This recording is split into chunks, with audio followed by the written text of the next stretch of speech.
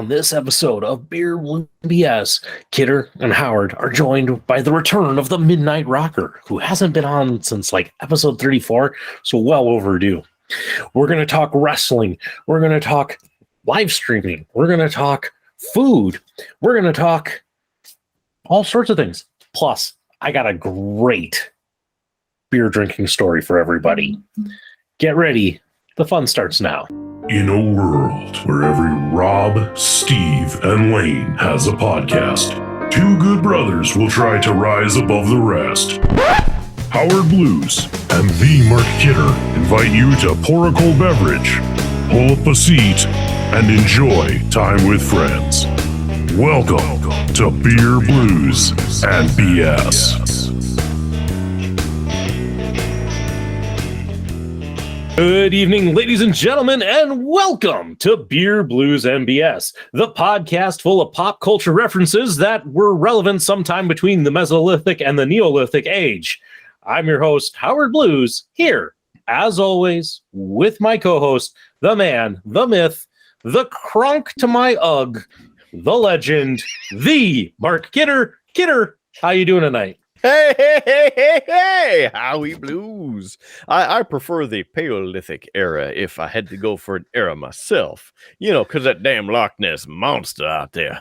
But the Paleozoic era, excuse me. That about 350, that's what that is. Okay, now I'm good. I'm even better. Why? Because I've had two very strong Bloody Marys. I'm very happy to be here. I'm amped up. I'm ready to drink some more.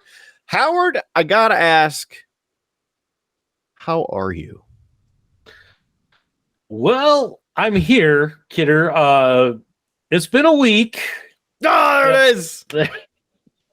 I spent 3 days on the road this week, including, Kidder, 7 hours in the car for a 45-minute meeting.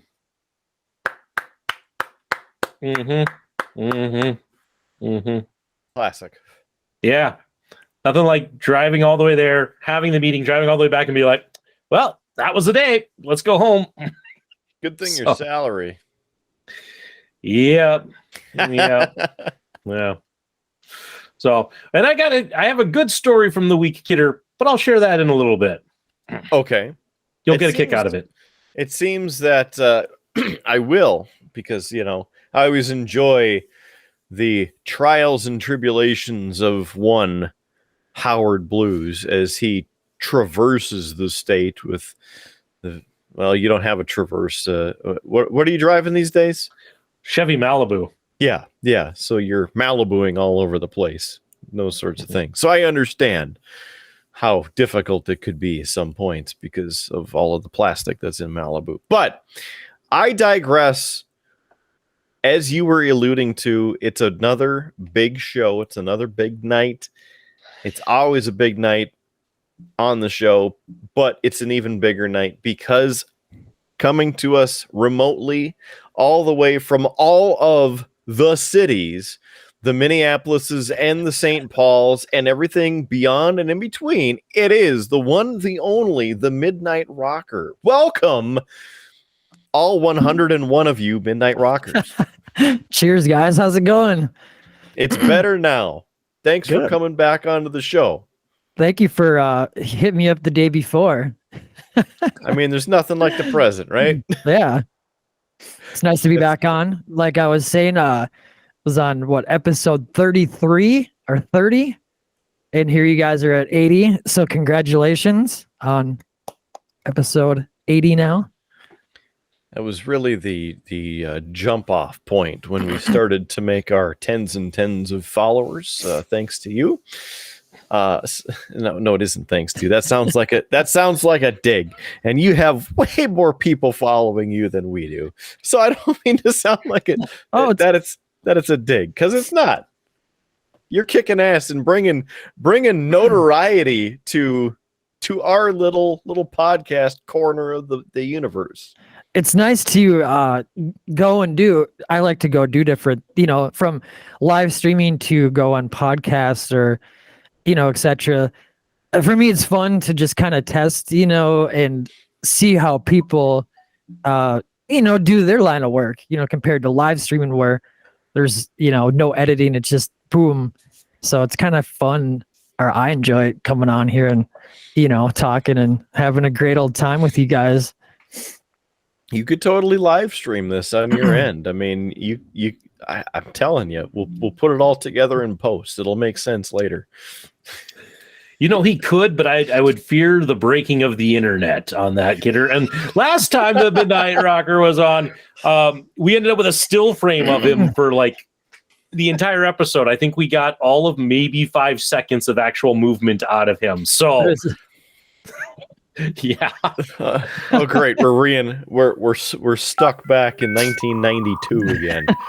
Come on. Well, it's an honor and a privilege to have you back on the show.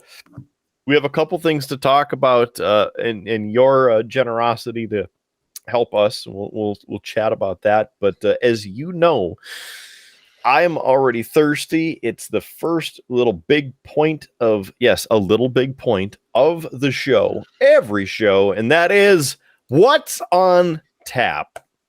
And well, since you're our esteemed guest, what do you, Midnight Rocker, have on tap for us tonight? Tonight, I'm just going Green Monster energy drink for now.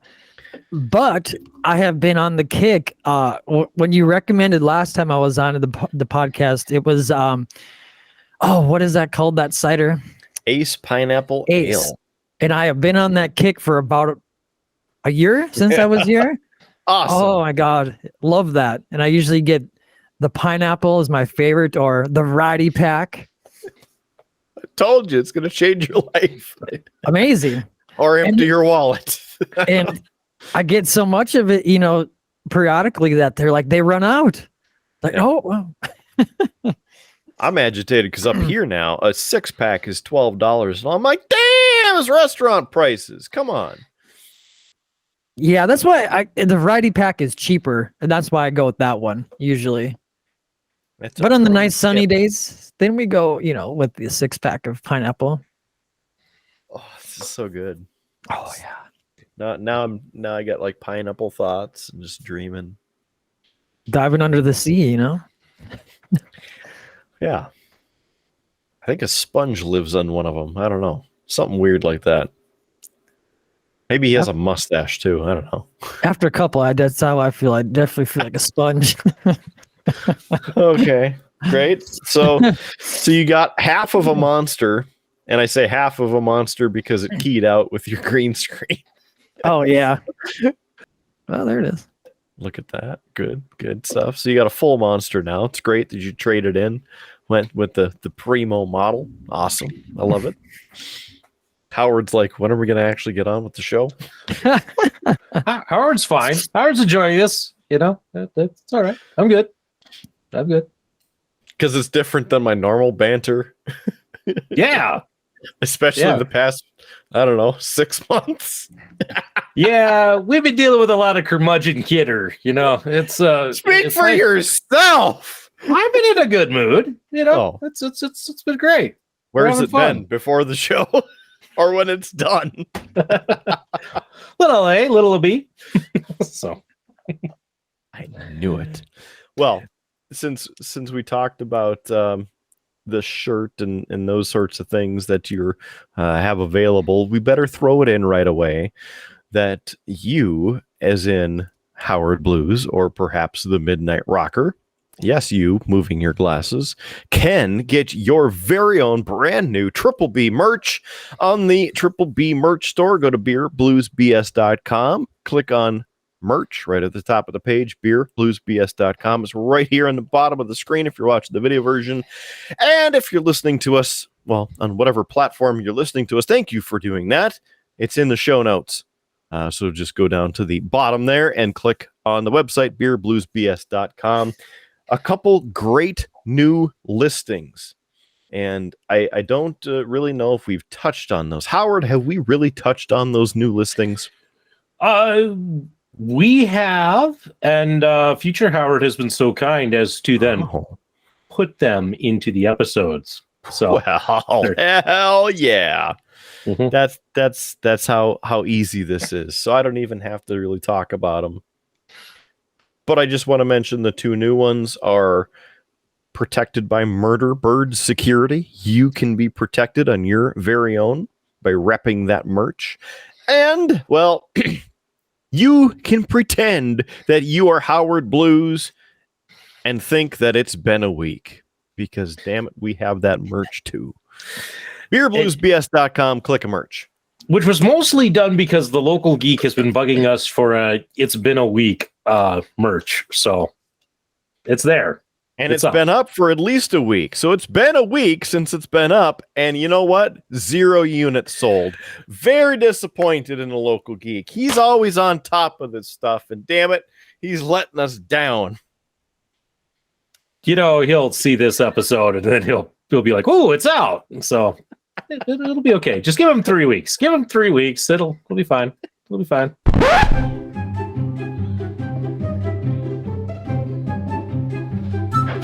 I know. I kid. All right. Howie Blues. What do you got tonight? You got something good? Well, you know, I don't know how good it is. It's not that other bullshit that you're trying to pawn off on me, is it? What, the Black O-Lantern? Yes, that. No, I haven't been to Cashways yet. So yeah, you keep keep that shit on your end of town. Yeah. No, this one I think comes straight from Tate's background. But this is from the Goose Island Beer Co. But this is, Kidder, a neon bear hug. It's an IPA. So It looks really good. I'm sorry that I laughed and took away from the hideous yet glorious image of that can. Could you please help us out and show it? Oh, I had it up for a while before you laughed, so Don't worry. But let's see what we got on here for information. It is 7% alcohol by volume. Apparently he was born in Chicago in 1988. I'm guessing they're referring to Goose Island, and hopefully not this. 10,000 volts of flavor, it says, with the bear holding the sign there. And I looked through this earlier, Kidder, and there's nothing for tasting notes or anything like this, so I can't tell you if this is like an IPA with citrus. I can't tell you if it's just plain IPA. I got nothing. So first smell gives me the tell that it is going to be citrus in nature. So let's give it a try. Maybe it tastes like a bear has been eating a bunch of citrus and then passed it, and they cleaned it up and put it in a can. You know, Kidder, I think you'd actually like this. You know why? Not real hoppy. Oh, I was going to say because you hate me, but no.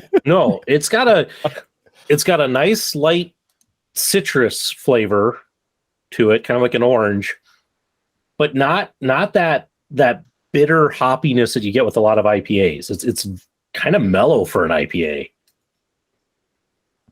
Kind of looks like a old natty ice, or is it natural ice can color? Kind of got that a little bit. Blue. Yeah. So, no, actually, that's not too bad. Probably one of the better IPAs I've had on the show. So, I'm going to enjoy my drink tonight, Kidder. Where's that one from? It's the Goose Island Beer Company. So, and they are out of Chicago and Fort Collins, Colorado. So apparently they have 2 breweries. So, but yeah, no, this is actually a pretty light. It doesn't, as I said, not that overly bitter IPA taste. So it's good. Kidder, I saw the reel on Facebook. I know the fridge is restocked. yeah. What are you having out of the Triple B beer fridge? Well, I mean, as we encroach upon Halloween, and it is the Febtoberfest season, I felt as though I needed to not only stock the fridge, but also get a bit festive. So, as I back up a little bit. Just want to make sure I didn't back over anyone or anything here. See, I could dig up into this, but I think we need to go seasonal. So we'll start off with the traditional of sorts. I'll have a Samuel Adams. And pumpkin spice? This is the Oktoberfest. There it is. It's not going to focus because, why would it want to focus? But I'll read it for you. Malt brings so much to a great beer. That's why we developed a unique malt blend to provide a robust color and smooth, rich flavor. Like you, we look forward to this tradition every year. It is the seasonal Oktoberfest, hearty and smooth. It's 12 fluid ounces. It is a lager. It has 16 IBUs. It is 5.3% alcohol per volume. There he is, the Samuel Adams himself. Anything else on here? Recycle, government warning, savor the flavor responsibly. It's hearty and smooth. I don't know if I mentioned that, but apparently it's hearty and smooth, so you get it again. Also should be on tap at your favorite establishment as well, which I don't know what I prefer with the Oktoberfest, because I'll usually enjoy having one of these about this time of the year, all the spices and whatnot, and the colder atmosphere rolling in, and the depression of fall. Good scent there, the citrus.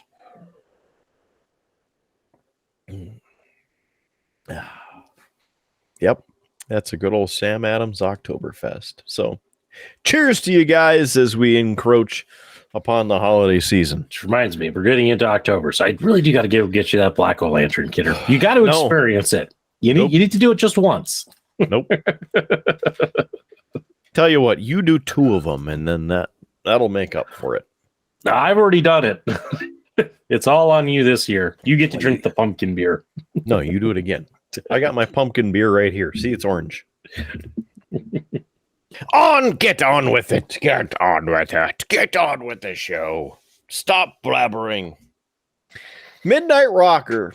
Now, you and I have chatted on and off since the last time that you were on the show about quite a variety of topics and whatnot. But, nobody really asks the Midnight Rocker, how's he doing? What's going on? What's happening with the Midnight Rocker? So tell us, if you would, enlighten us, bring us to your plane of existence. Things are good. Things are going real good. Been really hitting it hard with the streaming. Upgraded all my gear, and pretty much using all TV production type equipment now. We've made the step up, and using 3 different internet modems or connections, and a giant modem, a 50,000 ohm battery that we got strapped to the backpack. Went through a couple of cameras, lots of cables, but we've been out streaming IRL a lot. We did the other day we just did a brewery. We did a taste test at a brewery just up the street from my house, and know the owners, and they're fantastic people, and have a nice huge patio type of deal. So sit out there, we taste test, on the what do they call that? Where you get a flight. Flight. And we test the different beers, and we rate them, and we chat, and see what else. We were only if you had two good friends that had a podcast with beer in the title. I mean, Yes. It's it's called Inflatable Brewery is where that's at.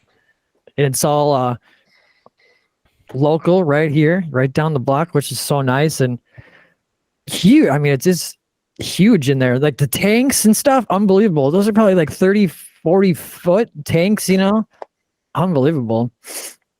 But other than that, we went to a festival 2 weeks ago that we did a stream at. It was actually put on by the fire department, called Fire Mister Festival. And it's kind of like a state fair. They have tons of food vendors. They have beer. They have like all the rides. They even had a Fleetwood Mac cover band that was endorsed by the original drummer. Like he propped him for being like that good, I guess. So we were at that festival, and that was a good time. And then before that, we were at 2D Con, and I was thinking of Howard too, with the Kickstarter thing. Yeah, we're at the 2D gaming convention, the biggest one in Minnesota, and that was a blast. We had a very, very fun time there. And otherwise, we've been just going out and about through the Twin Cities, just kind of documenting everyday life and restaurants and lakes and you name it, kind of whatever we can get our toes into, you know? You've been all over the place. I've seen you taking the, photos and the gram. Yeah. You're just toting the camera around and talking to people and getting photos with people, and I mean that's awesome. You're the man of the people. It's crazy what when you have a camera, how many people come up to you, and it's fun because it's it brings attention, and sometimes it's nice and sometimes it's not, but most of the time it's nice because a lot of good people come up and they're curious, oh, what are you doing, and then you get to know people and such like that. And I'm a people of meeting new folks. I like to learn about people, cultures, food, all that. So that's everything that's right up my alley. And you're kicking ass at it. And that's, I try. That's the best thing. I mean, you are kind of famous, and so there is that. He's so modest. He's like, I don't know. I mean, I only get invited to all these places. And people want to hang out with me. I mean, And then you're out there doing your Twitch streams, and then you see like me sitting here streaming, and I have one person watching because I'm just playing flashing lights with Rude Boy Kyle, and nobody cares. And Howard was the one watching. Yes. He was waving, but nobody could see him because it's kind of like how he was. He just shows up in the chat every once in a while. Howard, you still there? Wait. Yep. All right. Glad you're still with us. I watched for a while, and I thought it was, I rated you too. I forgot about that. I stuck around for about 2 hours. I think I was in there. I like watching people. Like, I don't game a whole lot now that I'm doing IRL because I'm a terrible gamer, but I love to do it. But I like watching other people. To me, it's interesting, being on the other side. A little bizarre.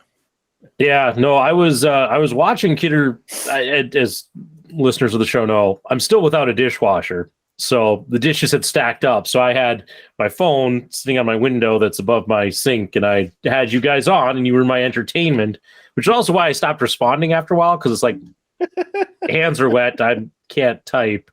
So I saw Tate come in and post, hey, Howard, how's it going? And I'm like, I would answer, but gotta get these hands done. And then I had a kid crying, so then I quickly had to depart. So, but usually I ask Kidder, I do try and watch every now and then and put something snarky into your chat. So that's usually what I do. He's got those notifications turned on, which, by the way, you can do that for this show.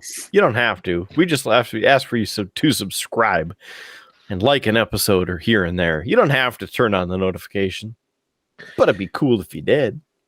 Speaking of, when you're talking about this, when I was at the festival doing IRL, I was walking around and there was this tiny little girl. She had to have been a whole 2 foot tall. I don't know how old, maybe 8, 9. I don't know how old. and she's like, "Hey, you!" And she points to me as I'm walking by, and I'm like, "Hey, what's up?" She's like, and I get on her level, and she had it. She must watch tons of YouTube or whatever. She had it fully down, and I still have to clip it because it was so adorable and funny. But she's like, "Hey, you guys," and she's pointing to the camera as I pointed at her, and she's like, "Make sure you subscribe to this channel." And it was just the cutest thing ever. We need that on our channel. Some like wholesomeness, some cuteness, and some fame. I refuse to exploit my kids, though, Kidder. So we'll have to find somebody else's kids. Hey, Midnight Rocker. When the next time you're heading on out to the street, you want to get some people to like our channel? Retweet.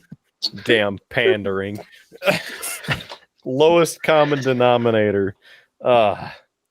Hashtag desperation. I posted on Twitter before I came on here. I was like, I'm gonna be on the podcast. Wow. Such. I did even an Instagram story, Snapchat. I don't do the Lord. TikTok thing though yet. You know, I don't know about the whole TikTok. I was over it like when it started. So that's kind of I don't know. I just haven't. I made a video like I don't know, a year or two ago, and I mean it's kind of fun to do that. I like to edit videos like which were funny, but I just haven't jumped the ship yet. I don't know. You know, it seems like to me, and not that I spend time on TikTok, but things like that pop up, like reels on Facebook that pop up in the stream, all it ever seems to be is kind of the same stuff. It seems like people get one idea and like it's a good idea, but then like everybody else does their take on that same idea, and it's almost to the same punchlines. Yeah, like every time, and it just, I don't know. I think TikTok is the place to go if you want to create videos, but you're not really that creative and you just want to steal other people's ideas. That's yeah. Like me and my buddy were having a discussion about the whole, content creator name and aspect of things, and now, with TikTok, anybody can be a creator, but sometimes I feel it's like you're just copying a trend.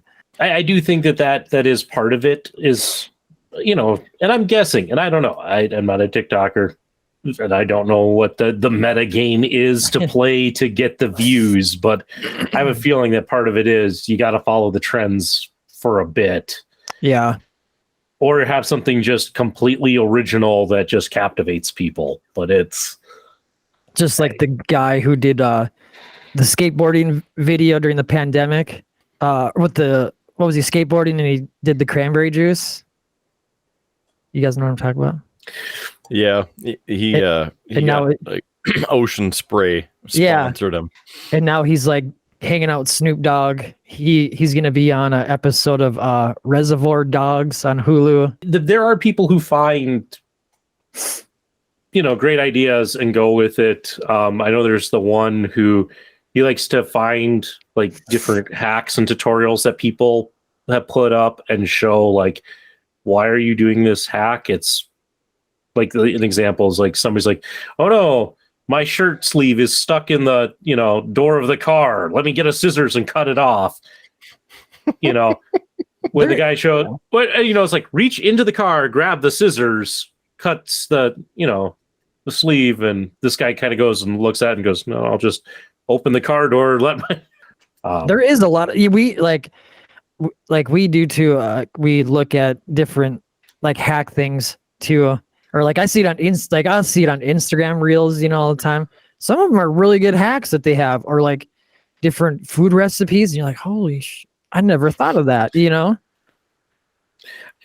There are some good ones. There are some though that are just like not great in the whole common sense department, so I figured for me it's hard to do because like my live streams are just, 7 to 9 hours straight. So I would have to go in and like clip parts and just put it on. I mean, I guess it wouldn't be hard, but mine would just be all like goofy travel stuff, you know. And I don't know if people would enjoy that. There's kind of a, you know.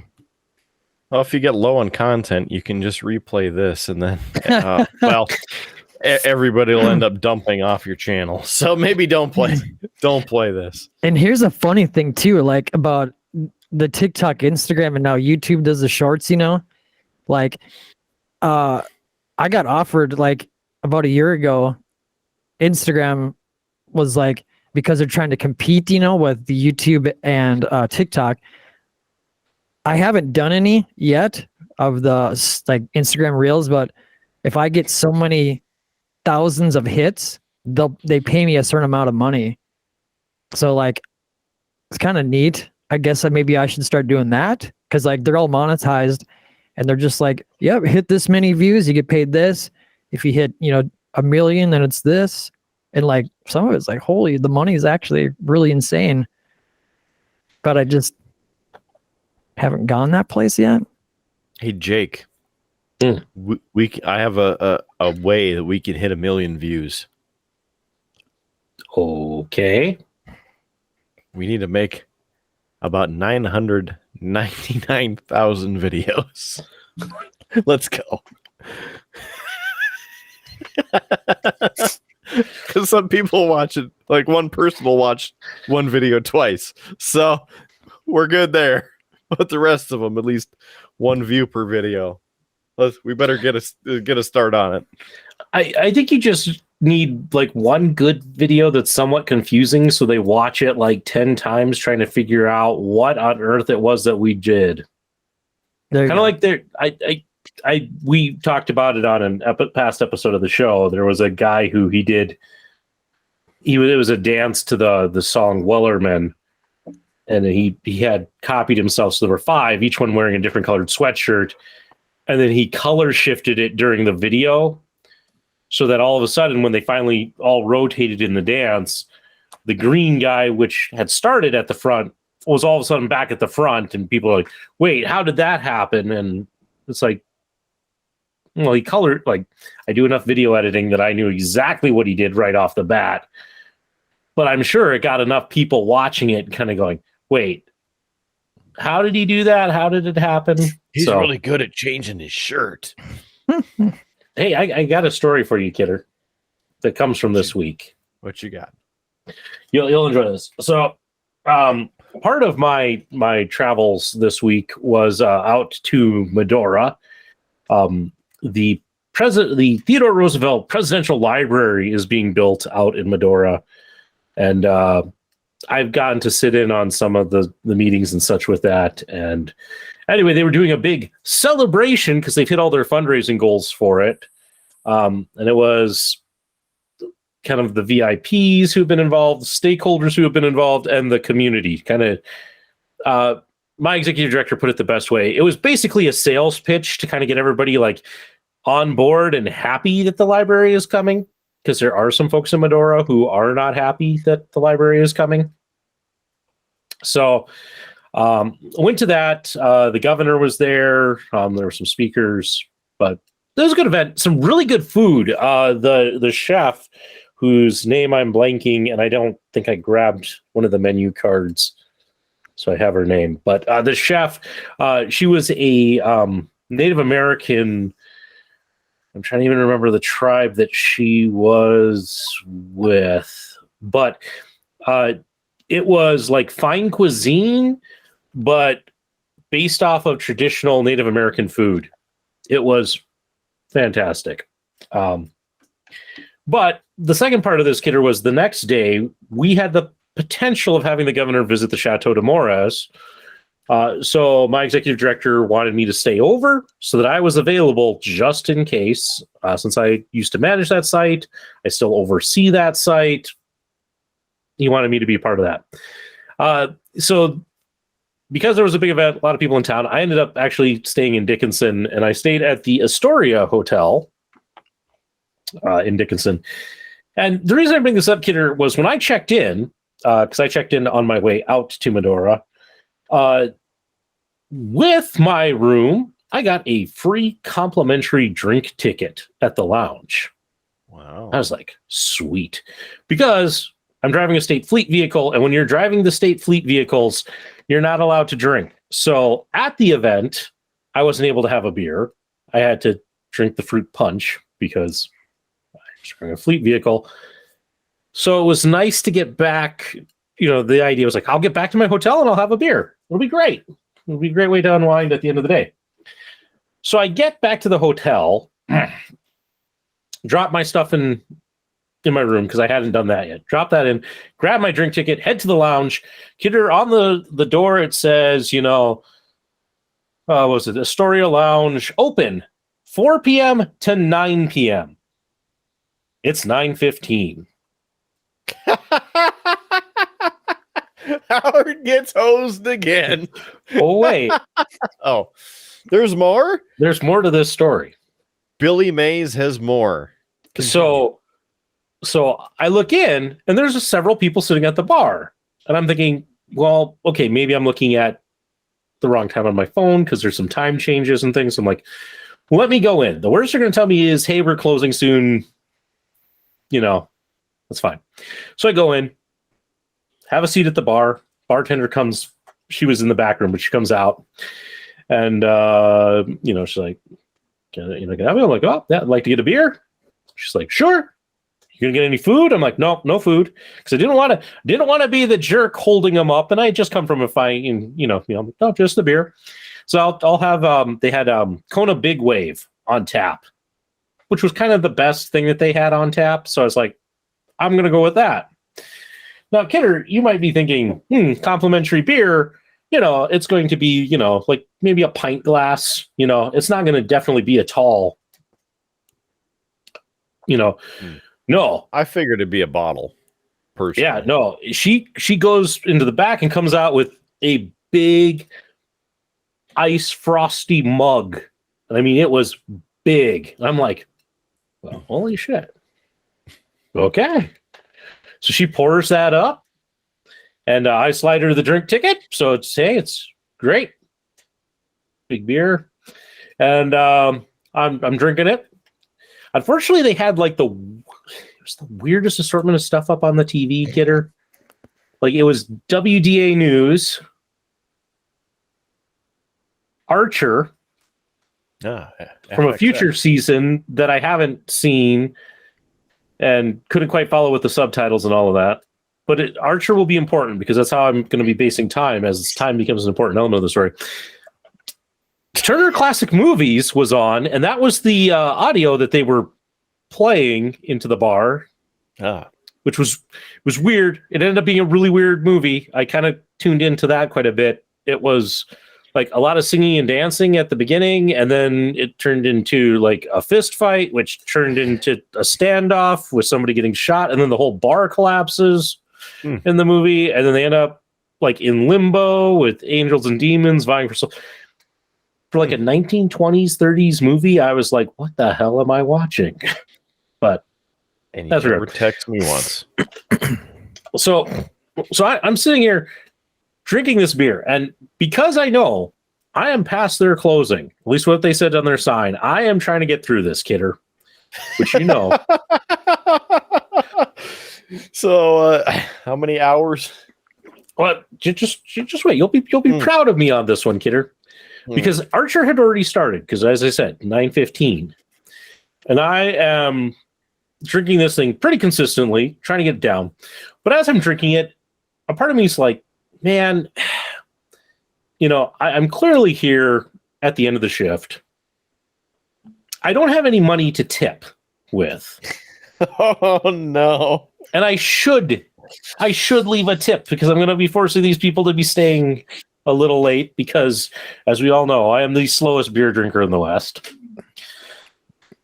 So I'm like, okay, maybe if I finish this thing quickly, I could order another small one and get done and use that, run my card, give a tip. That was my plan. So I power through this. I finish it as Archer ends and Bob's Burgers begins. So, wow. So we're talking like 9:40, and I finished this giant mug of Kona Big Wave, which was good. It's a very good beer. I enjoy it. And bartender comes back. She goes, "Would you like another?" I said, "Yes, I'll have a smaller one." She missed the smaller one, Kidder. Proceeds to fill a second giant tankard of beer. Yes. I'm like, oh, shit. And as she hands it to me, she goes, "And would you like your check right away?" Thus hinting like I am so past time on this. I said, yes, I pay. I tip very nicely. I slide that back. Everybody else who's in the bar with me gets up and leaves. So now I am the only sad sap in the bar with a tankard of beer, two bartenders who clearly want to go home. And you have nowhere else to go. I have nowhere else to go. But the guilt and shame of like, I am going to be making these people so late and so angry. What you should have done, and here's a pro question / pro move for you, Howard, because this was attached to the hotel, correct? Correct. In the hotel. Okay. Yes. What you should have done, you finish your first free one. Perfect. And then when she asked for your second or another, you go, "Yes, I would like to order 3. Of course, you know, whatever you want. But one of them should have been an old fashioned. I got to give some shit to you for that, because you didn't get an old fashioned with your free drinks, and then you could critique them as to my standards on if it's good, bad, or ugly, just like the media choice that you had to put up with. Then you get your drinks, get them to go up to your room, and then say that you'll bring the glasses back in the morning and leave them by the front door." Yeah, I maybe should have done that. I didn't do the old fashioned. Although, hey, Kidder, I do have to say, I clipped this because I thought I'd used it, but I'll just tell you now. I caught some clips of Bar Rescue, and John Tafford had one of his mixologist experts who's been on the show. I think her name's Lisa Marie. I think that's the name. She puts cherry in her old fashioned. Yeah, I know. That's wrong. You're wrong. Okay. Anyway, so back to my conundrum of tall beer, angry bartenders needing to go. So, Kidder, I'm like, well, I got to finish this thing because I can't leave it. Because when I told my wife this story, she's like, I would have just, not finished it. I'm like, no, can't do that. Can't sacrifice beer. Come on. No, must finish this thing. So, Kidder, I'm like, I will get through this. I will make this beer disappear. So over the next 10 minutes, I proceed to just drink this beer constantly, just working it down. I get down, it's 9:50. Bob's Burgers is almost over. The one bartender is going to go and lock the door. I have like a quarter of the beer left. And already I'm feeling like I have a loaf of bread in my stomach. I'm like, this is not good. I don't usually drink beer this fast, but I need to. So I took one last mighty gulp, drank the whole thing, set it down, got up, started walking, which was probably my second mistake right away, because now that big loaf of bread is angry.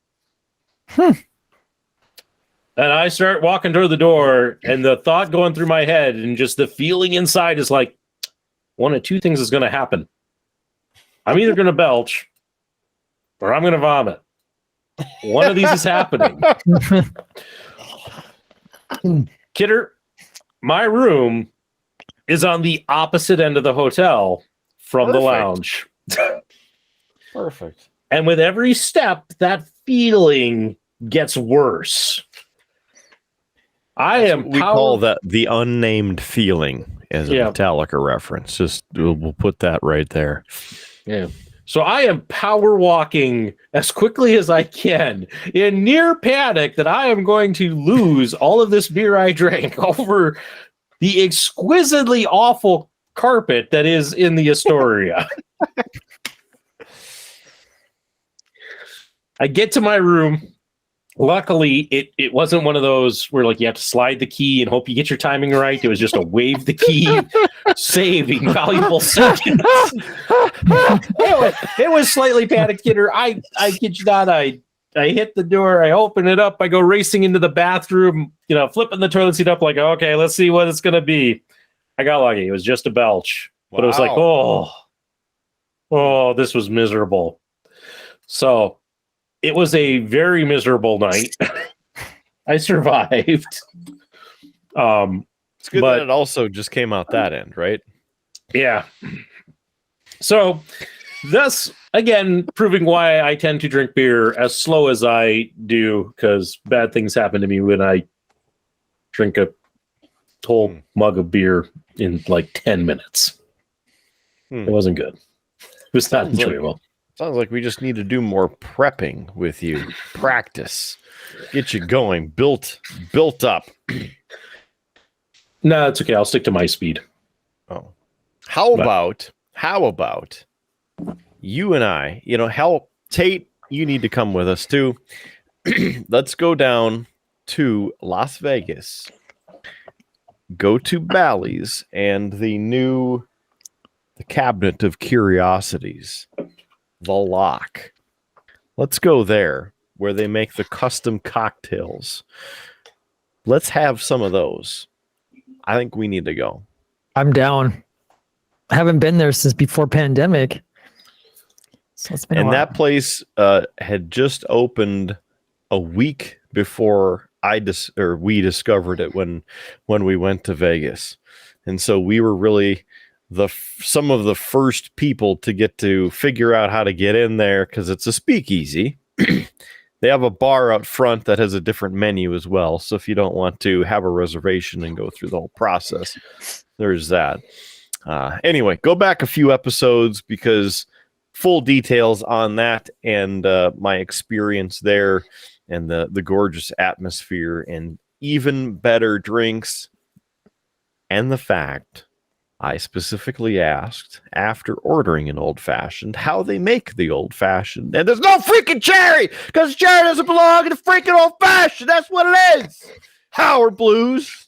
Well, Howard was talking about that. I was thinking, so mine is right when the pandemic, right when they announced that they're going to be shutting down everything, so I went to the Mall of America and there was tons of people because everybody's going out to have their last meal, last minute shopping before, we stay inside for, we didn't know how long. So I went in and ate at the place called Masu. It's like a ramen place. Some of the best ramen out there and sushi. And so I got this big bowl of ramen. I mean, it's authentic and just the biggest bowl. And I had ordered some sake that I like to just, sip on. And a Japanese beer. I don't remember the name of it. So I eat my ramen, have a flight of sake, and I have about 2 beers. Feeling good, feeling toasty, nice and warm from the soup and from the drinks, So I get done, finish, pay the tab and go walk around a little bit. And I'm like, So I went over and there's another place and it's called the Sugar Factory, I think, or something. I can't remember the name.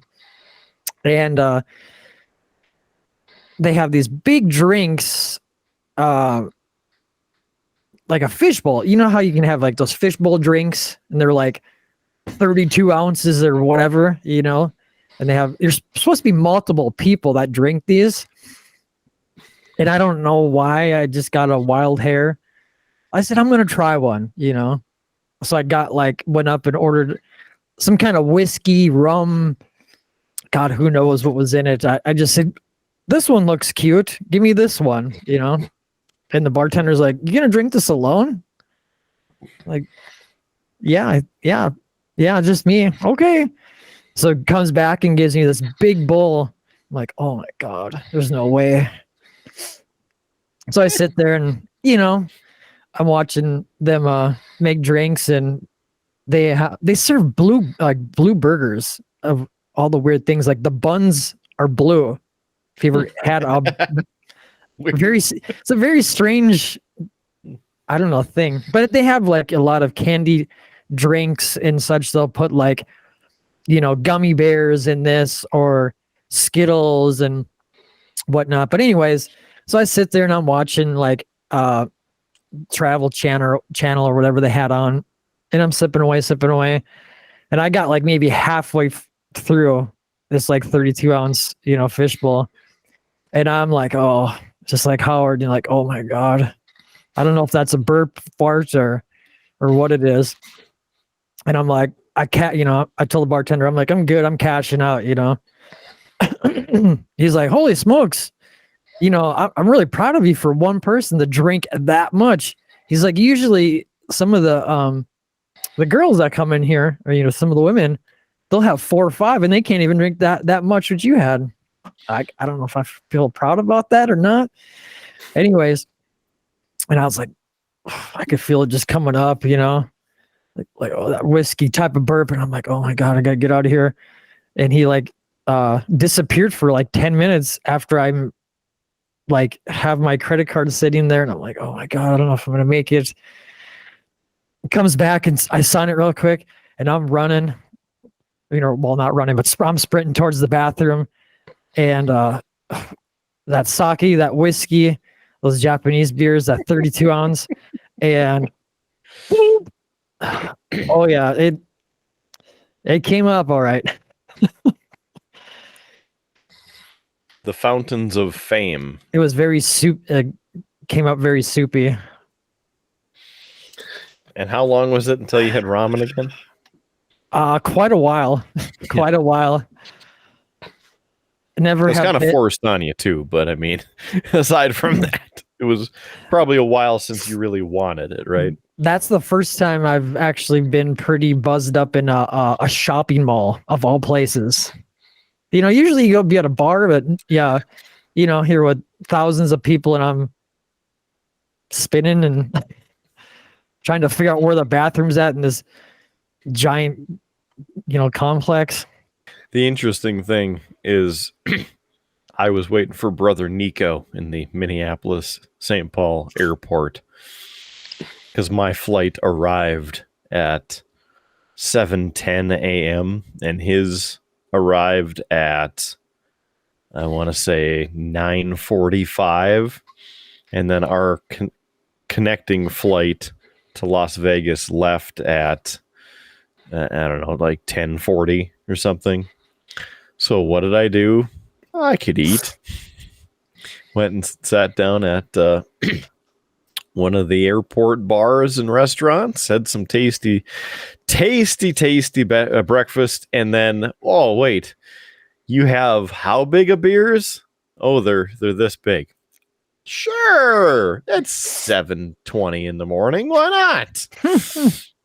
Let me tell you, those airport beers hit differently. So I finished one, and then my meal showed up, which was some tasty eggs and hash brown potatoes and that sort of thing. And he's like, you want another one? Yeah, I sure do. I don't have anywhere else to be.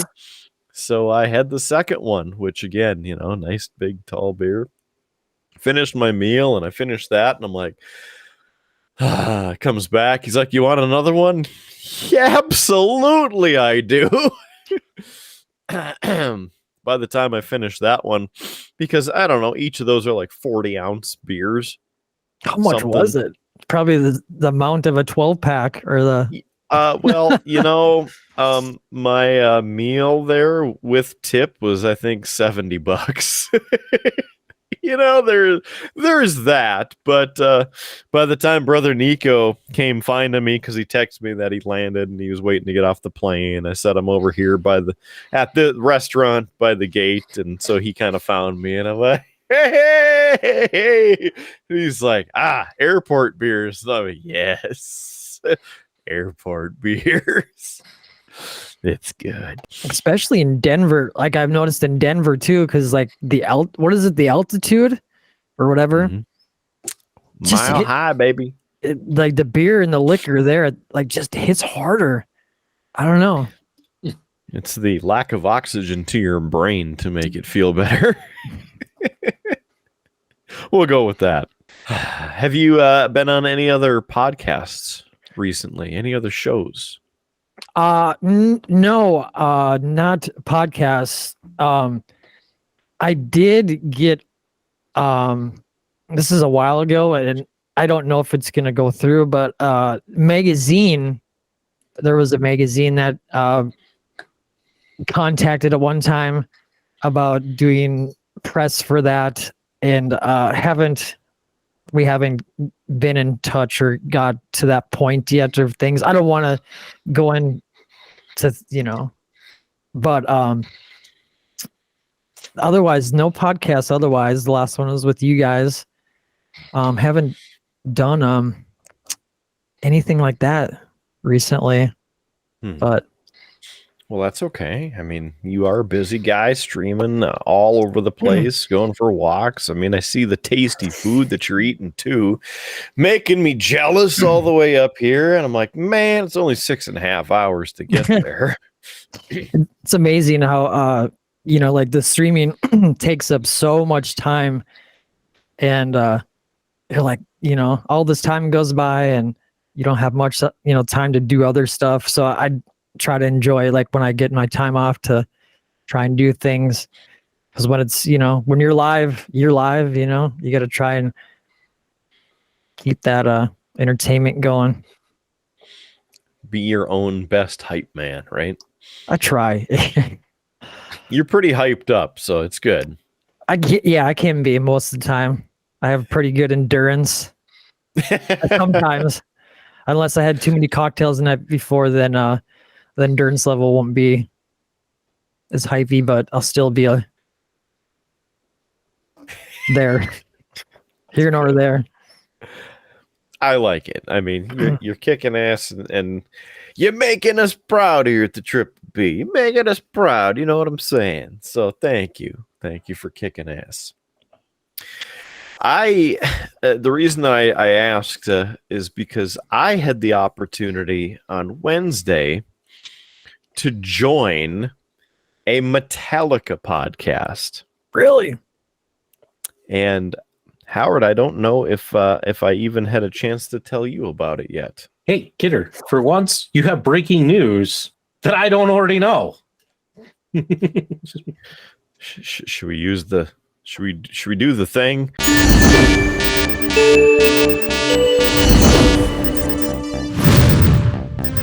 So yes, I was on a Metallica podcast, and in fact, it's basically a podcast for all. You know what I mean? It's like the Metallica podcast, and by a podcast for all, I mean end podcast for all. Like end justice for all, right? So it's first of all, my buddy Shane Obershaw, he kicks ass. He's a Metallica dude. He invited me on the show. He's like, "What are you doing?" And I'm like, "What do you mean? What am I doing?" I'm like, "Nothing." Duh. So, yeah. He's like, "Oh yeah, when can we do it?" And I'm like, "You tell me, and I will make time." So Shane invited me on the show on Wednesday, and Jeff Winslow, the co-host, had a good time. They are also in the band One, the only tribute to Metallica. They are also originally based out of the Minneapolis area, and they are certified by Metallica to be the legitimate like tribute to Metallica. So they kick ass. And it was the kickoff to their 10th season of their podcast. So I was pretty honored to be on the show. If you want to find out more about them, of course, the show notes, but it is called End Podcast for All, and it's available on Apple Podcasts, Spotify, and Overcast. Just to name a few, they have, if I had to happen to look, just a shit ton of episodes because it doesn't give me the actual number. But, 10 seasons that they've been doing this, and it is pretty awesome. They're awesome. It was a lot of fun. We talked about a bunch of various stuff between Metallica concerts, Metallica trivia, good songs, other songs that you might not like, which you, if you watch or listen, will be very surprised by what I have to say about a few things, probably. But they even surprised the Metallica trivia on me. And I only got one wrong. So I'm pretty happy about that.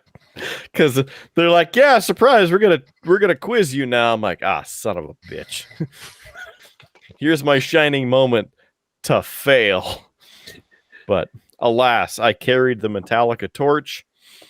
You can find them, of course, on Facebook. And like I said, Buzzsprout is their other main page if you just don't go to the pages and search. But End Podcast for All. Kidder, it's probably a good thing I've been testing you with all this trivia and honed your chops for surprise rounds of trivia. It's very true. Now, if only you had asked the questions that they had asked, then, I maybe would have been a little bit more prepared. But there's no way that you could have known. Mine, the time that we did the Metallica trivia, that was because it was questions that had come off of an actual game show. So it wasn't even questions that I had written. It was the game show's questions. So they were pretty out there. Yeah, that was an interesting set of questions. I, of course, being the cheap plug person that I am, added some cheap plugs of our show on their show, because why not? So, well, if you're watching us from the End Podcast for All, thank you for joining us if you made it this far in the episode. If not, I'm sorry. It's just like all of the people that the Midnight Rocker brought over in the rating of the Twitch stream. I think they made it a good 10, 20 minutes, and then they're like, what the hell is this? This is stupid. And then they left. So You were two doing of good. them. Two of them subscribed to my channel, so thanks to those two. I gave them a shout out on the stream. Appreciate it. Since we're talking about streaming too, you Midnight Rocker have aired on your stream some of our stuff. Yeah, like the downtimes when I'm not doing IRL, I'll do what they call desktop streams, and we were like, most time we'll watch different YouTube videos of, whatever. Like the Daily Dose is a big one that we watch. Different travel videos, whatever we can find, to kill time. But yeah, we've mentioned and watched some vids on there of you guys. How's the fan reaction? I mean, if you could give us that live feedback of what your viewers and listeners were thinking along the way. Oh, they think it's great. They laugh. They're like, at the vibe you guys, how you guys go back and forth at each other. They like that, It's funny because I think that's like the best thing is like when Howard and I get into it with each other. Mhm. Oh shit, this one's gonna be good. They're yelling at each other. Exactly. Yeah, we do get punchy sometimes, and that's it can be good. It can be good. Well, hey, if you feel like streaming a couple of like the last couple episodes, I don't know, what, 70 through 79? He should be a pretty good area for content when it comes to that. Wouldn't you agree, Howard? I mean, there are bits and pieces. The Beware of Corn Puns episode has gotten pretty good reviews. So, especially because that one, most of the corn puns are in the first 10 minutes. So that's it's pretty good. Yeah, so you only have to waste 10 minutes of your life instead of 2 hours. Midnight Rocker, have you seen that one yet? I haven't, no. Unfortunately. We'll get there. I know what you're going to be doing later. Yep. Not watching that, and I don't blame you. The longer the better. Then it gives me more time to sit there and get my time in for the month. You know, one of these times when you do decide to do it, you should maybe, if you let us know in advance, because I know I follow you on Twitch. I'm sure Kidder does. We could probably show up in the chat. Absolutely, yeah. Be there as part of that, because that could be interesting as well. Oh, absolutely. Yeah, I can let you guys know when I pick a date out and do a stream of your guys' thing, and you can watch what they say, and hopefully it doesn't hurt your feelings. I'm kidding. I'm gonna go take a leak. This guy sucks. No, they're usually pretty nice. I was gonna say, what feelings? Two of us have been together so long. Yeah. I just thought you were talking about all the alcohol you've had recently, but I mean, there's that too. There was definitely feelings with that, Kidder. Dread, panic. Talking about the alcohol or this show? Little of both. Because we're definitely gonna do we'll definitely do a stream of this when the big premiere, huh? We'll sit down. I'm looking forward to it. I mean, I was looking forward to this since I asked you yesterday. I was surprised. I didn't have nothing going down because we're kind of winding down because it's getting colder outside, so I can't really do much now out there. So we'll be doing more stuff in here.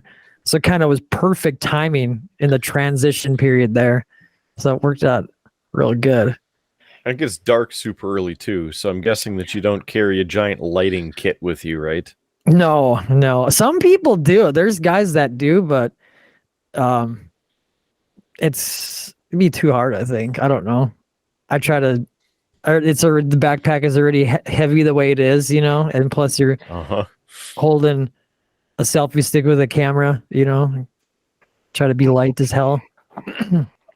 So you've really been working on your upper body strength a lot. So you just out there, right? I've been walking, man.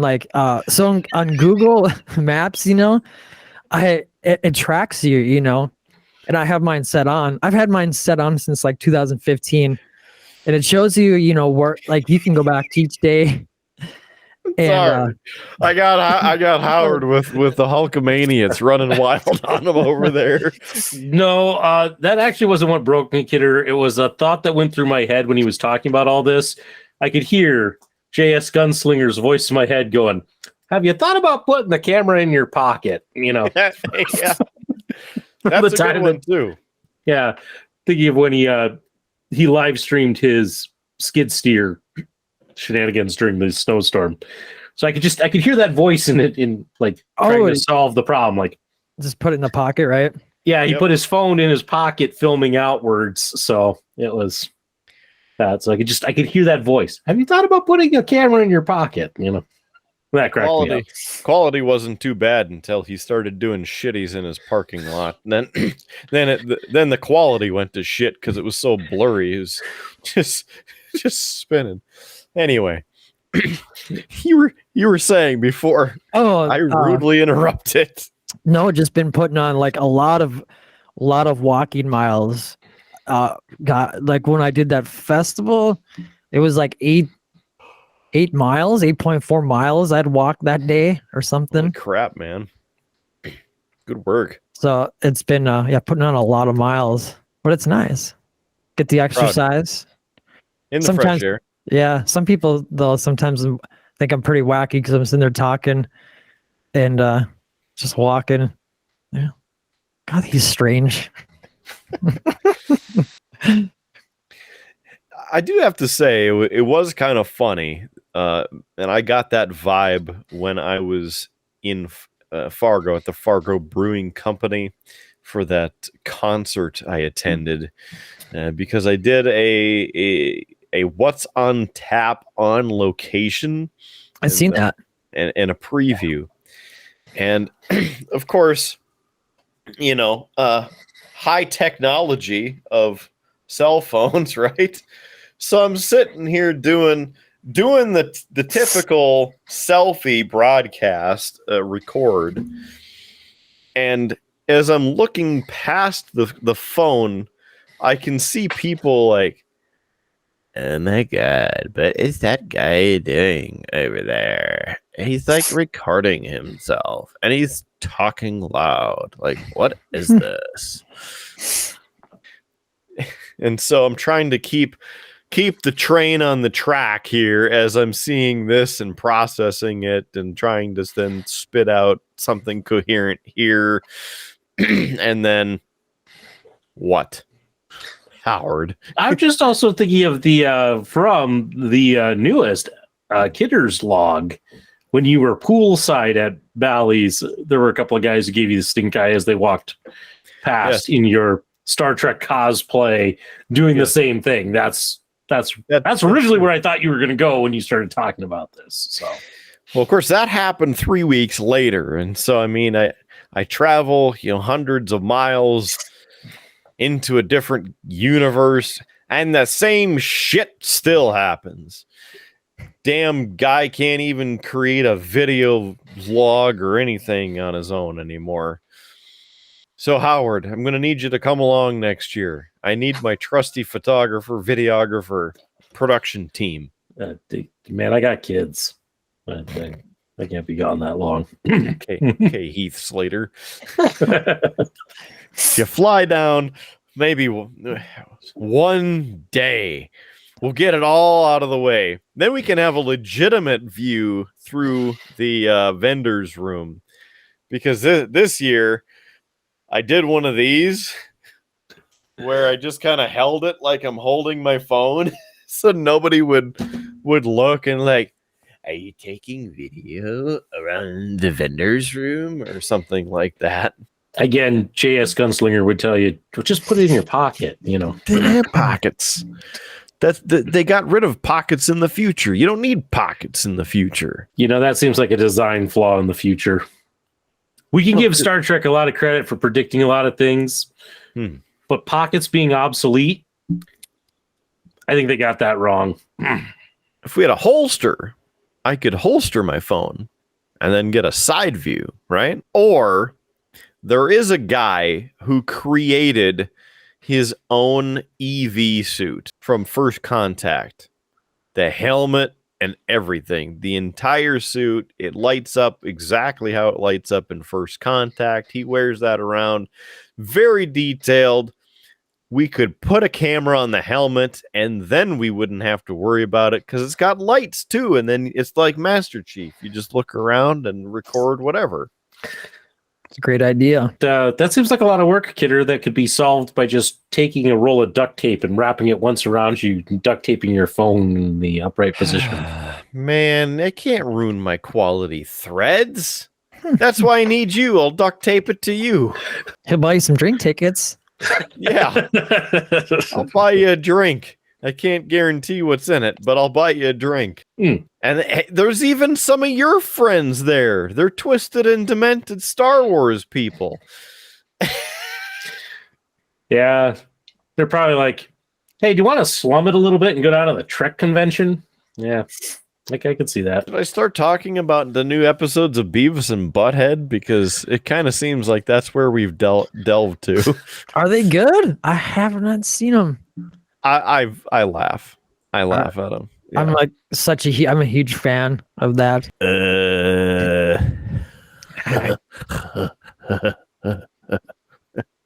Yeah.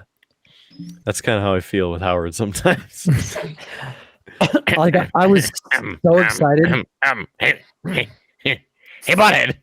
Hey, Butthead. When they did the reboot, like in 2011, like, Yep. oh my God, that was amazing. And it only lasted a few episodes. And then all of a sudden, oh my God, here it comes out again. Did you see the movie, by the way? Yes, Beavis and Butthead to do the universe. Pretty great. Beavis and Butthead Do America still, to my heart, just still a favorite. Is that watch it. because the Red Hot Chili Peppers cover of Love Roller Coaster making kazoos cool again? Fantastic. I love that version. Did you know?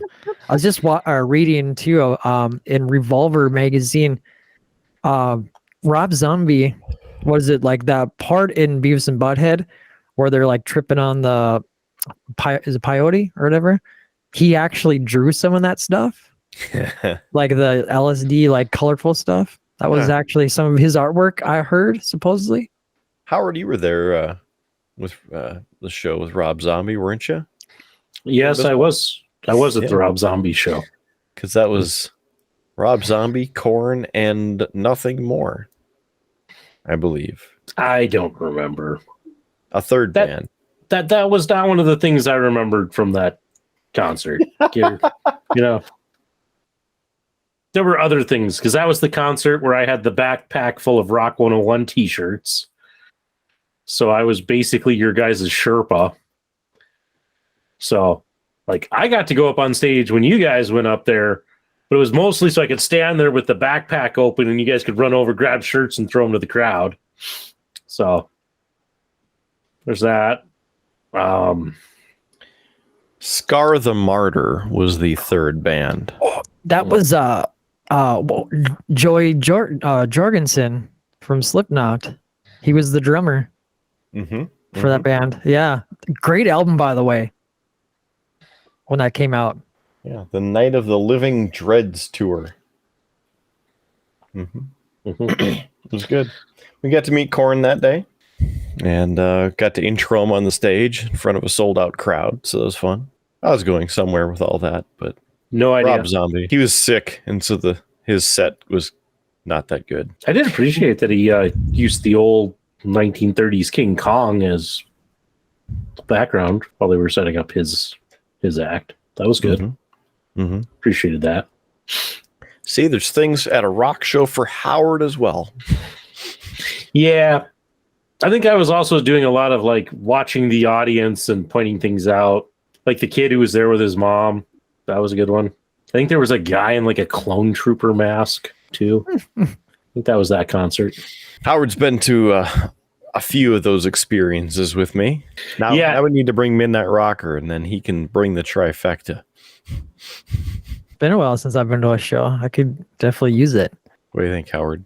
I've been on a pretty good streak of not having to deal with weird people coming up to me. I don't need that, man. I just don't. Because it would happen. You know it would happen. It always happens. They asking you for drink tickets all the time, or?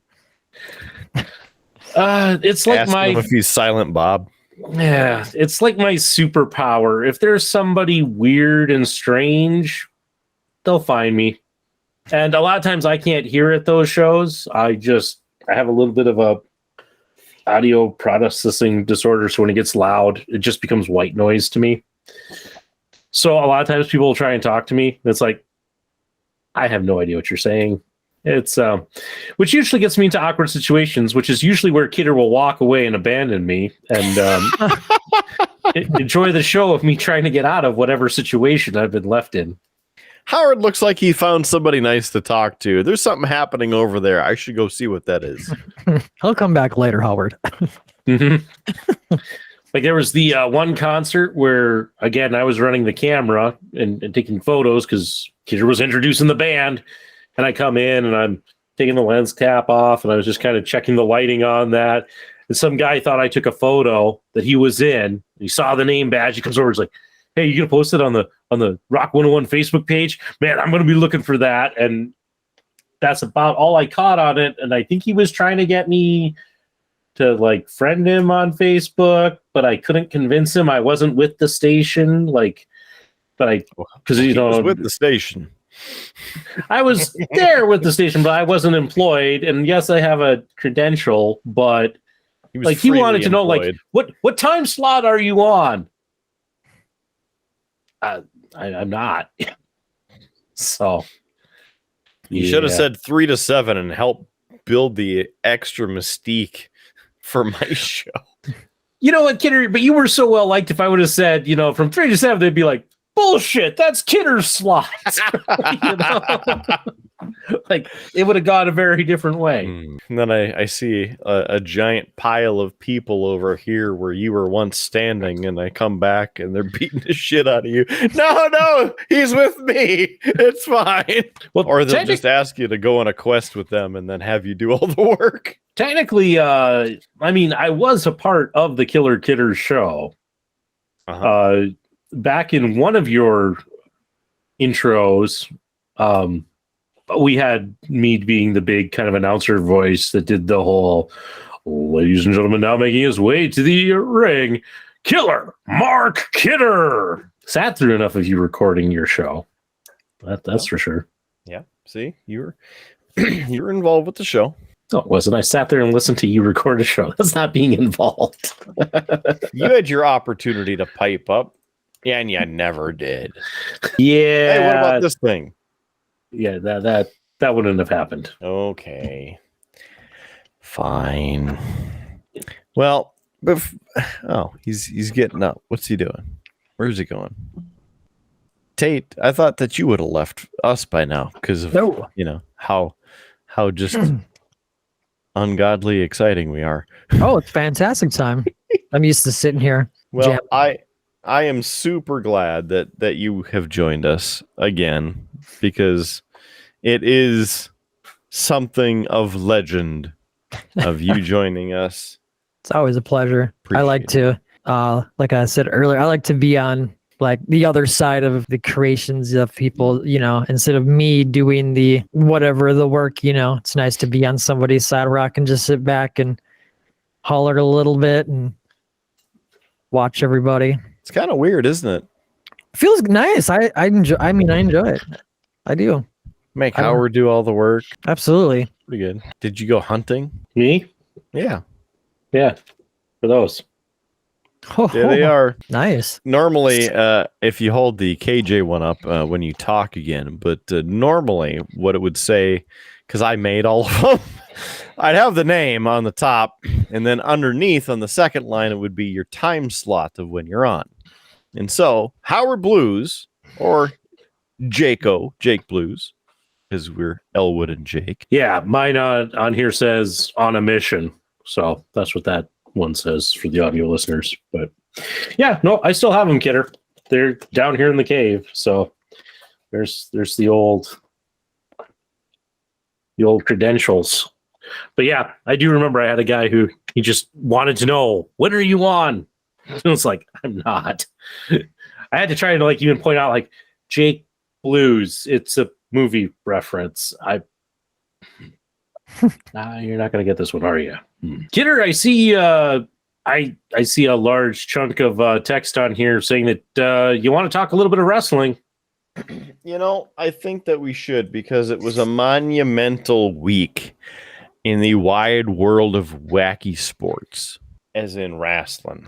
First of all, the clues have started coming together and have been more and more rampant. That different pieces here and there of Bray Wyatt returning to WWE.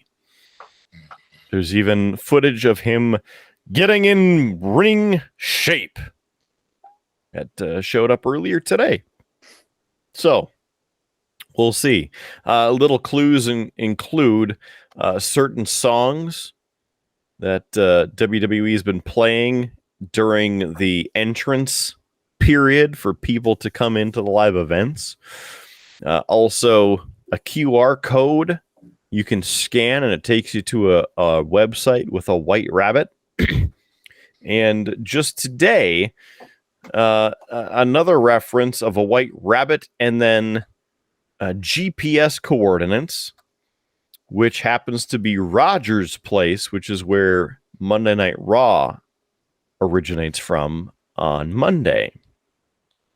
Earlier in the week, there was also clues regarding 9.23, which then morphed into 9:23. So two different ways to look at it. First of all, 9:23 for the date. Today's the 23rd of September. And then the second part of it being 9:23, that would be PM, because in the Eastern time zone, that's when SmackDown is still on. So for us, 8:23 Central Time, there is another reference on SmackDown regarding that. Also, the Extreme Rules poster and the match cards, if you look at it real close, and the what would be mid to upper left portion, where there's kind of an X line, I guess you could say, there's a very faint lantern in there, which we know that Bray Wyatt carried a lantern. So, is he back? Is he coming back? We'll just have to find out. We'll see what's happening. Also, I think we may have mentioned it before because I believe it's already been over a week, but Howard's favorite named women's stable has won the tag team championships, the WWE Women's Tag Team Championships. That's Damage Control. Dakota Kai and Io Sky are your women's tag team champions. And, of course, managed by Bayley, with a little assist from Bayley, earning that the DraftKings screwy finish of that night. Anything else you want to talk about with WWE? Well, we're on that topic. Anybody, rocker. I pretty much haven't seen much of anything, so you covered it all. I'm like, you got it. There's a little bit of that. I mean, I probably could have done a lot more in-depth stuff with WWE, but I fast forward through majority of the product now, so there's that. Let's go over to the AEW side of it, the All Elite Wrestling. First of all, AEW Grand Slam, originating from New York this past Wednesday. Huge episode, was really good. Ratings went down a little bit, though. First match on the card was Claudio Castagnoli versus Chris Jericho for the Ring of Honor World Championship. And another DraftKings screwy finish of the night. There's that. Boom. 1, 2, 3. And new Ring of Honor World Champion Chris Jericho, the Ocho, because that is his 8th world title across promotions that he has won. So congratulations to Chris Lionheart Wizard, Le Champion, et cetera, Jericho. The second match of the night for the AEW Tag Team Championship of the World, featuring the AEW Tag Team Champions, Swerve in Our Glory, that is Swerve Strickland and Keith Lee, versus the Acclaimed! So, good match. The Acclaimed, they showed up. They arrived, as they say. And man, the pop that they received almost blew the roof off the place. I was even astounded at how big of a pop.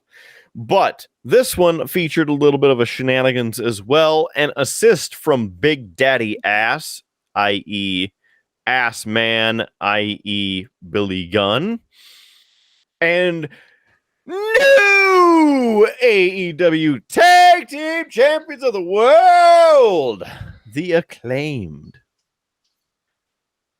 And they also, on the AEW merch store, have a shirt, Scissor Me Daddy Ass. So you too can get a Scissor Me shirt. And we'll go with this one first. The main event for the evening for the new AEW heavyweight champion, to crown a champion, because CM Punk in the it still feels somewhat like a work after the shenanigans with All Out and being suspended and now having to get surgery, etc., or having had surgery, you know what I mean. AEW has crowned a new champion after a tag team eliminator tournament. The championship match in the main event of AEW Grand Slam. And Howard changed it to the Slammin' Salmon.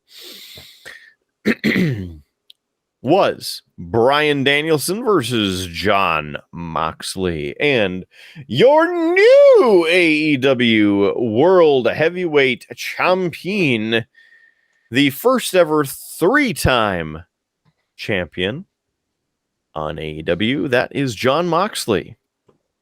So he has it. I thought they would give it to Bryan Danielson because the last time CM Punk had the title and then left the company or etc., Bryan Danielson won it. WrestleMania 30, I was there. I did hear some commentary on this, Kidder, and that the thought is that Moxley versus MJF sounds like a better match than Danielson and MJF. So since that's what they're building towards, it makes sense that that's the direction that they go in. Yeah. MJF holds the chip of power to get that championship match. There will also be another, I guess, tournament, you could say, the ladder. The hell do they call that? The Casino Royale ladder match. So whatnot. Anyway, that winner will also receive a title shot at I want to say a future episode of Dynamite. Yeah. So that is coming up. One of the other aspects of it, Kidder, that is interesting is Jon Moxley is supposed to have a match against Nick Gage in GCW. The problem is that the stipulation on that match is that if Nick Gage loses, he retires from wrestling. So that match was booked before Moxley was AEW champion. It's not really common for when champions from other brands visit that you pin them. So everybody's kind of wondering what's going to happen at that GCW show. Is Moxley going to let Nick Gage win and therefore make the AEW World Champion look bad? Or are they actually going to retire Nick Gage? It's an interesting thing. We'll see. And those also tend to be like hardcore death matches that don't have a DQ, don't have a count out. So it's not like you can do a real screwy finish to get out of it. So that was some of the other talk that came with this. So take that as you will. Interesting. The last little bit nuggets from AEW Grand Slam on the past Wednesday night here on 9/21 of 2022. A surprise arrival after the Fatal 4-Way Women's Championship match for the AEW Women's World Championship title. And that would be formerly known as, or also in the comment section, the slave name of Paige, arriving on AEW. Yes, Saraya is in AEW. Saraya is all elite. And I got to see Paige win her first title in her roster debut at the Monday Night Raw after WrestleMania in New Orleans when she won the Divas title from AJ Lee, i.e. CM Punk's wife. Now wife. Apparently she is not cleared to wrestle yet. Interesting circumstance there. How do you take that one? They sign her. She shows up. Big pop. There she is. In fact, her theme song is Zombified by Motionless in White. So big money spent on the entrance theme. How do you feel about bringing in a wrestler who isn't cleared to wrestle? It'll be interesting to see what they do with her. If they're willing to do a match with her, I just don't know. It seems more like just trying to fulfill people who have been wanting her to be back. And I don't know. I like Paige. I thought she was good and all, but I'm a little worried about this whole situation. So, yeah. Definitely going to be interesting. I think it's going to bring a lot of hype. Are you a Paige / Soraya fan? Yeah. 50-50 on there. 50-50. I mean, it's entertaining as hell when all that drama goes on. It just, like, for me, it sucks me in. For a second, I thought you were just going for the plausible deniability. Absolutely, 50-50, yes. Could go either way. It's totally fine. Yeah. Yes. So we'll see what happens. We have a couple pay-per-views and premium live events on the way. Time for What's on Tap. Howard, you got something else to drink over there? I'm just drinking some tea because it's late and we have company coming over tomorrow, and so I have to be functional. Yay, tea. Okay. Well, Midnight Rocker, I think you had something tasty, right? Still just working on the monster tonight. Damn it, kidder, you're gonna have to drink alone. Yeah. Sorry. Cue up the George Thorogood in the tears, the stream of tears. Just trying to cue them up here. All right, let's dig in. What do we have over here? Up, down, turn around. I already had 2 Bloody Marys tonight, so I don't need another one. How about... let's go over here. Do one of these. How about a Beck's? I've had this on the show before, I'm pretty sure. But pick this one up, and hopefully it's a little bit fresher. Is it kind of like Heineken? According to this, it is a German beer originating in Bremen, Germany. And apparently it came over to Philadelphia in 1876 for the Beck and Company. And now this one brewed out of St. Louis, Missouri. It's 12 fluid ounces. As I look on the back of it, it is brewed according to the German purity law of 1516. So, they've been making some good beer for a few years. 5% alcohol by a volume. The average analysis, et cetera, tap into yourbeer.com. That's the website. There you go. Lots of info on the back. Back of Beck's right there. Not big time Beck's, just regular Beck's. See what I did there, Howard?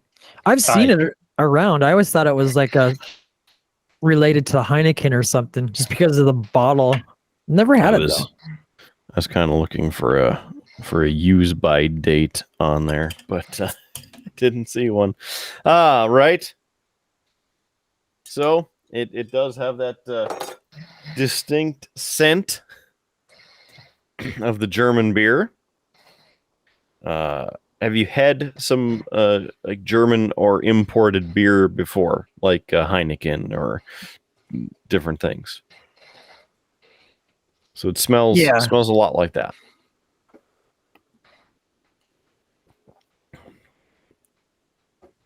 Now it is a light beer.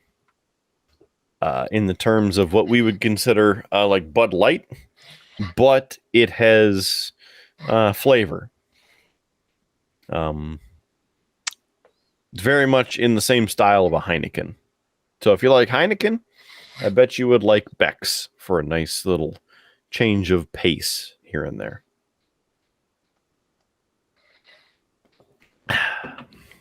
All right. Midnight Rocker, what else you got going on in your world? You were recently at some wrestling. Or you wanted to be at wrestling. You didn't have a chance to go, right? Yeah, there was that what was it? Impact, I believe. And it was at Mall of America. I wanted to go. I really did, but I had other things I had to do. But it looked like it was a full house. Full house there. I don't know who was there. I don't know. Videos.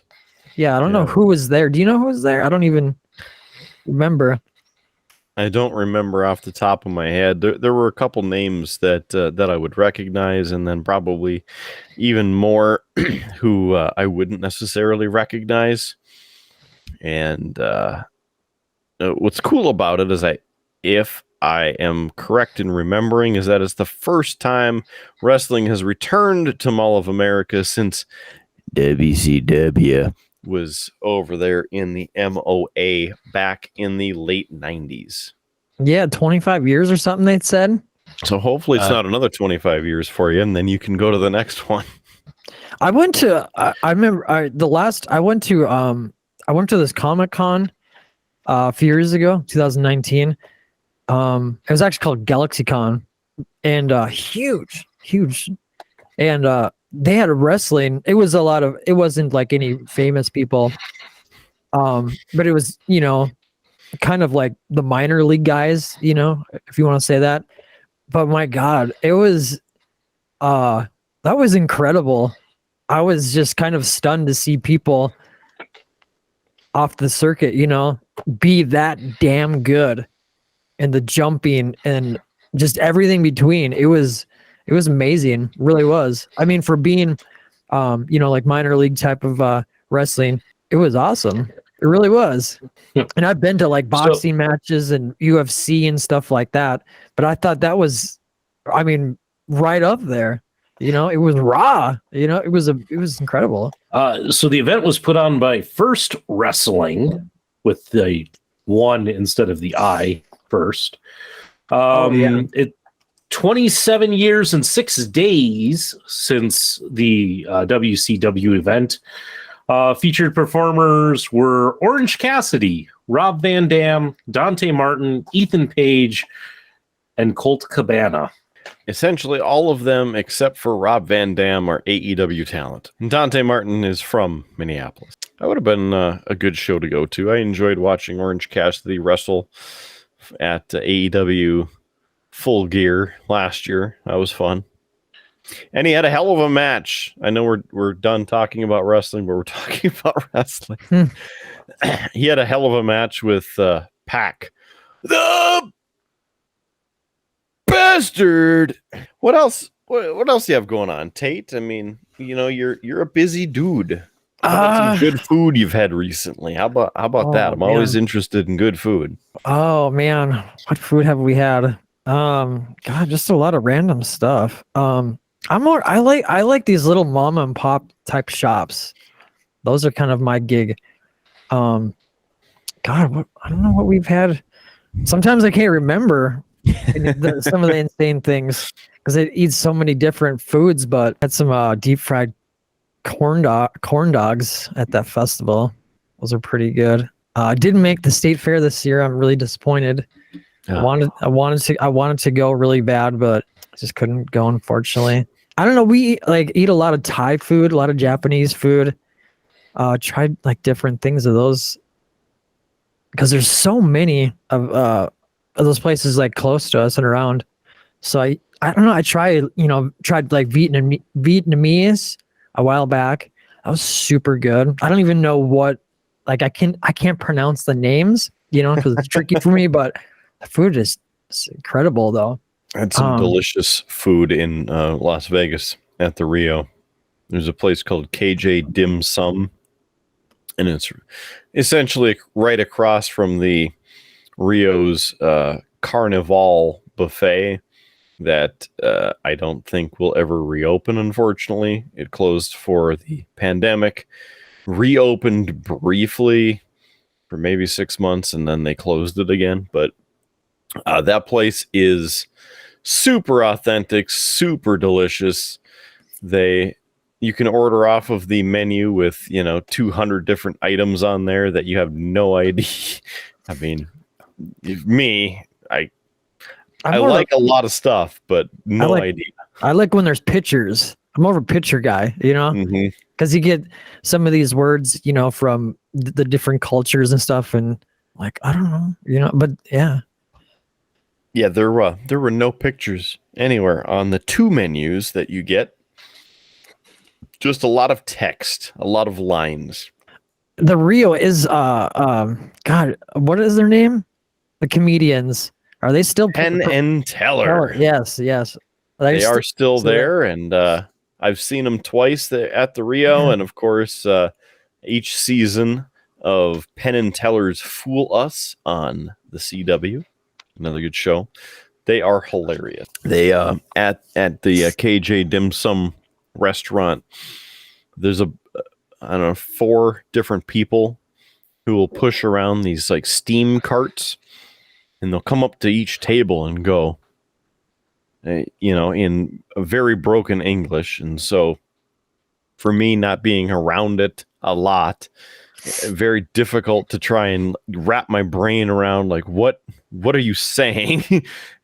And then, oh, do you want this, basically? And I'm like, I don't know. Like, what is it?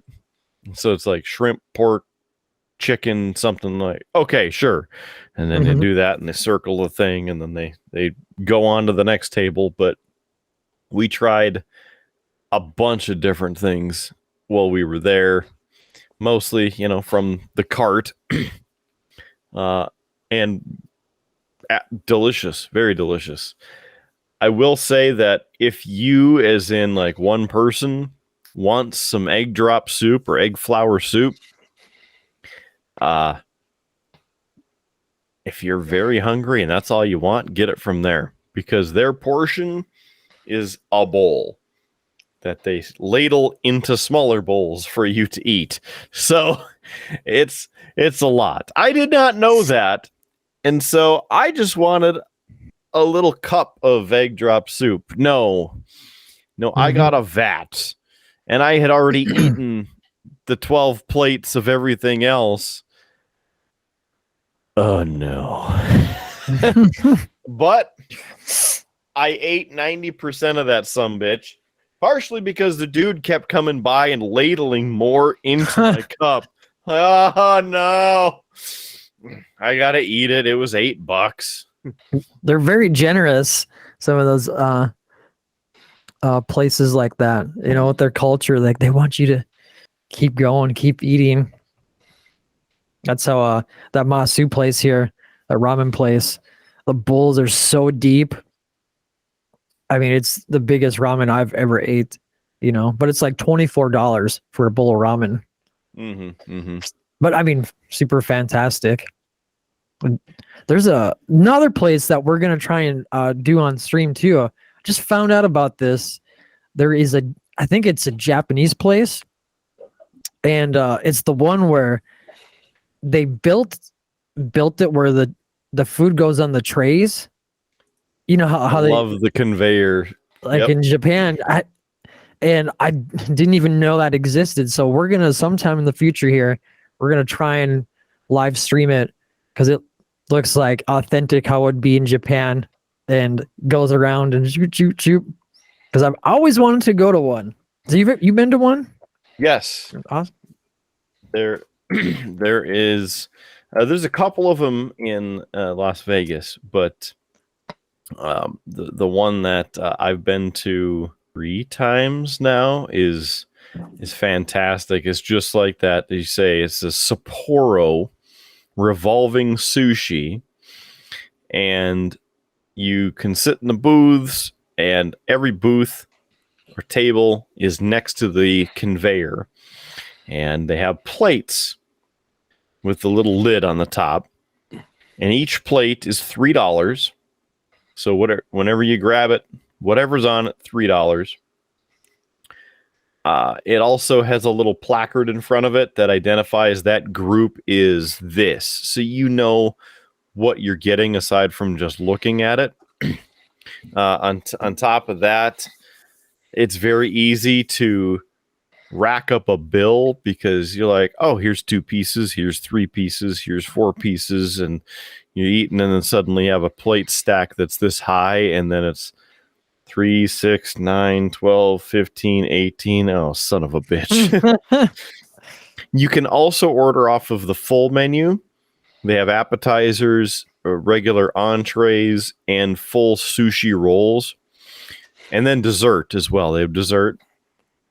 And then typically the little automated tram will come out above where the conveyor is with your stuff on it, and it ding ding ding ding, grab your entree, and the thing opens up, and then you grab your plate, and That's cool. bing bing bing closes, and then heads back to the kitchen. So it's super cool, super bizarre. And I remember the first time going there, and it was 2019. Yeah, I think it was 2019. Walking in, and Miley Cyrus was playing. Oh, yeah. I sent you gentlemen a link to the photos from KJ Dim Sum so you can enjoy via the internet. There's also a couple options for all you can eat sushi. And that is good as well, because you can try anything on that list that they have, and it's not just pieces of sushi, but you can get like the seaweed salad, you can get dessert. They had a bunch of different dessert items on there, other entrees, like if you want edamame or appetizers, edamame, the regular sushi as in pieces of sushi, or sashimi, or full rolls. And they at the place we went to in Las Vegas, JS Gunslinger and I went there. Actually, they give you 1 hour and 15 minutes or something, or maybe it's just 1 hour. You can order whatever you want in that time. However, there's no to go, so you have to eat it all. And if you leave anything more than like one piece, you have to pay for the roll that you left, because there's no wasting. What else do you want to talk about? I'm down for whatever. You guys. DFW. Well, in that case, Kidder, since we're looking for a topic, how about a hot take? Absolutely.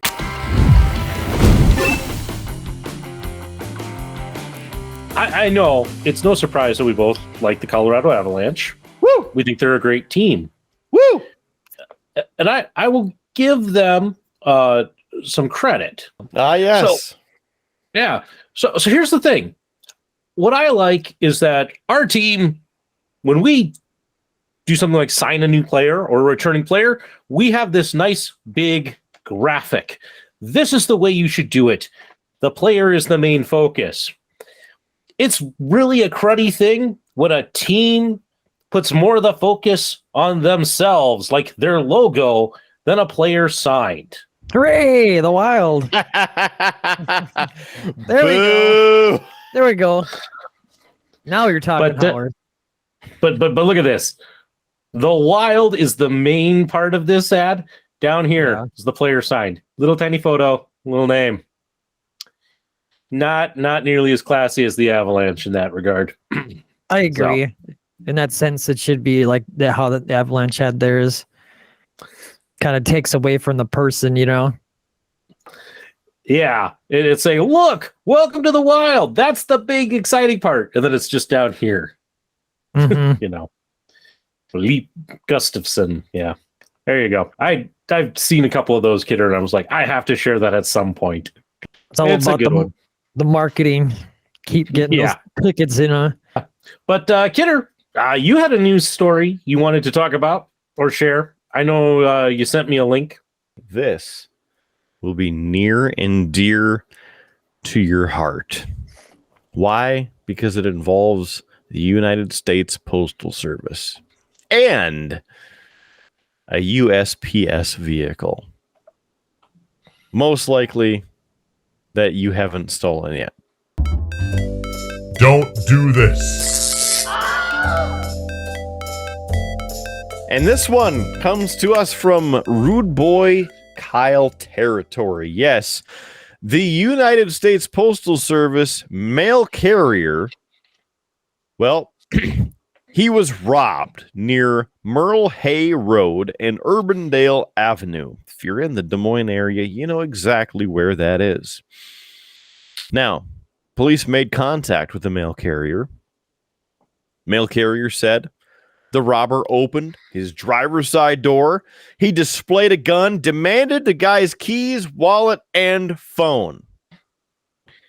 The mail carrier claimed that the robber took his postal key and cell phone before running away.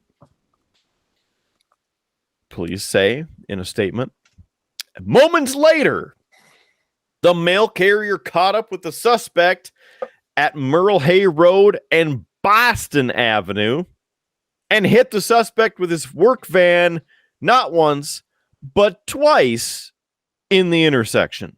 The mail carrier claims the suspect got up and limped away toward 59th Street and Boston, just a block over, before getting into a car and driving northbound on 59th Street to get away. The United States Postal Inspection Service confirmed the robbery on Monday, saying the mail carrier was not hurt. When asked about the mail carrier allegedly hitting the robber with his van, the Postal Inspection Service declined to comment. They also would not confirm whether the postal worker is still employed or if that person is facing any punishment. Sheesh. Gone postal in Des Moines. How does that make you feel, Jaco, knowing that you too have stolen mail vehicles and raced them in Grand Forks with other members and contributors of this show? Well, now let's be clear. There were no actual postal trucks stolen nor raced. Right, Howard. Try to keep that joke going for another 15 years. Yes. I'm sure my co-conspirators in that one all will get a kick out of this story when they get to this episode. And if you're wondering what the story is, do go back into our archives. Gosh, I'm trying to remember the episode number for that. Future Howard will bail me out and he'll put it in the show notes. But it was also the debut episode of Big D, the gentleman from Indiana. So that's where we told that story because he was one of the co-conspirators. So, yeah. I mean, it only took him like 65 episodes to get on. We'd been inviting him for, like 65 episodes. Mm-hmm. Mm-hmm. And the Midnight Rocker, we invite him on. He's like, sure, I'll be on when you want me on. And like, what about, I don't know, tomorrow? Absolutely. Happy to be there. It always works. Well, gents, we've been talking for quite a while. And, Howard does have company coming, so he better get to bed. So, Kidder, it's probably time we wrap this episode up with some, plugs. Okay. First of all, the all-you-can-eat sushi restaurant that we partook on in Las Vegas, JS Gunslinger and I and our Mrs. was called Umiya Sushi, and it's located on West Flamingo Road. If you want to visit there, some tasty food there. All right, on with the cheap plugs. It is Beer, Blues, and BS. That's our show. We thank you for joining us for this episode, and if you would, please share, like, comment, subscribe, etc. wherever and whenever you're watching this. Give us a thumbs up. hit the share button because sharing is caring. And of course, please subscribe to the channel itself because it helps us keep this show going and make, another, 20 cents to help take on that old bill. Because, you got to pay to play in this damn A&Age. And we're playing. So we continue with beerbluesbs.com, the website, beerbluesbs.com. Click merch right at the top of the page, and that gets you to our merch store.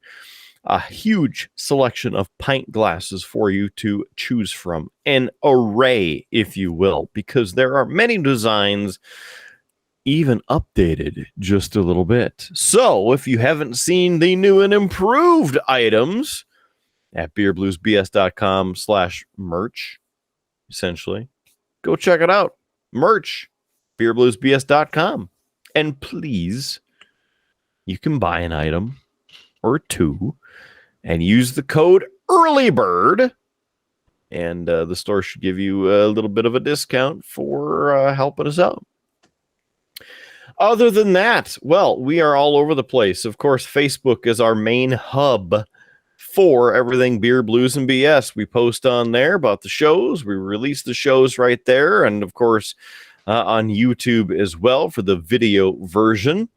But it's your opportunity to interact, like, share, and comment as well right on our homepage of Facebook. Search Beer, Blues, and BS on Facebook, or just go to the link here, facebook.com/beerbluesbs. We've also included in the metaverse the Instagram page. We're putting up videos and photos on there. That is at beerbluesbs, instagram.com/beerbluesbs.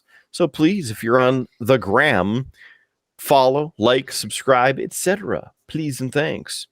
If you are looking to listen to us in the audio world, we're everywhere. We're on every single platform that you could imagine for audio podcasting and music.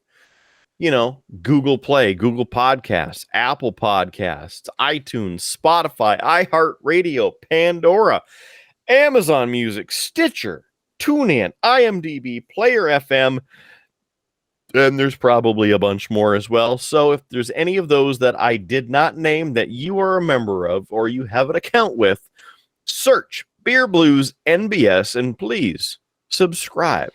Listen to us, like us. We appreciate it.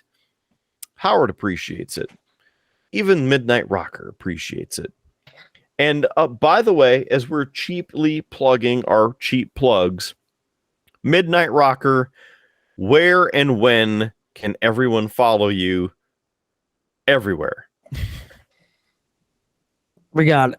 So it's Midnight Rocker, Instagram, Twitter is my name, Tate Tibor, and dude Cameo, Midnight Rocker 101 can give you shout outs for birthdays or any celebrations you want me to do. Do have a TikTok, Midnight Rocker, YouTube, Midnight Rocker, main one, probably Instagram and Twitch, Midnight Rocker 101 is where you'll probably find me the most. Live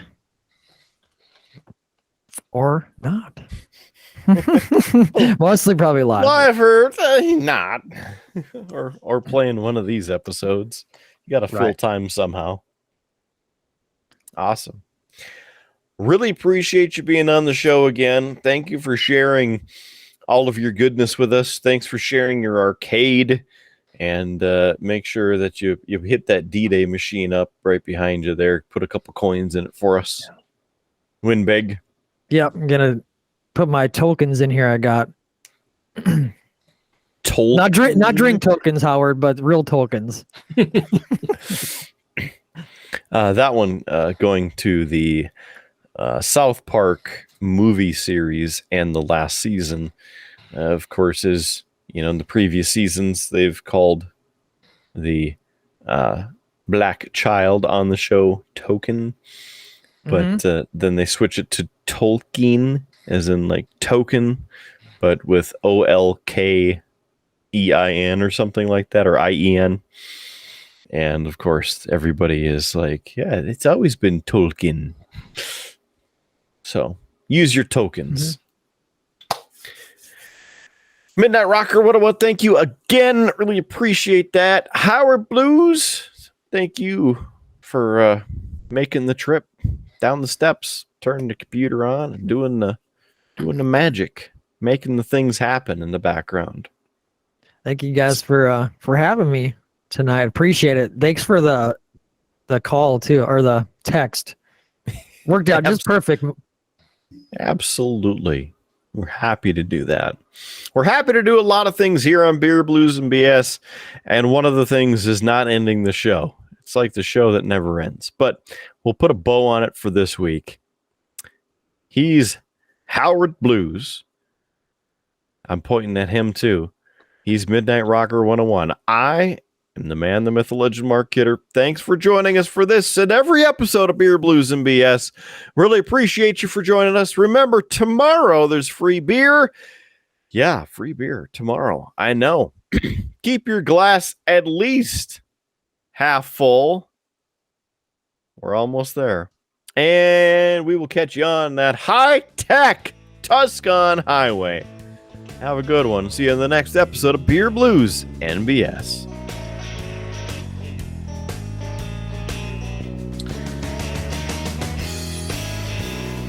You have been listening to a UA production of Beer, Blues, and BS.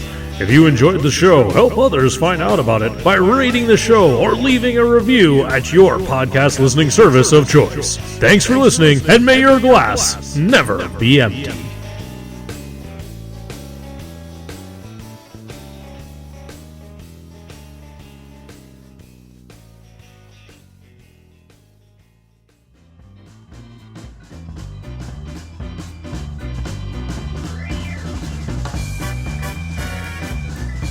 UA Productions presents A Glimpse Behind the Curtain.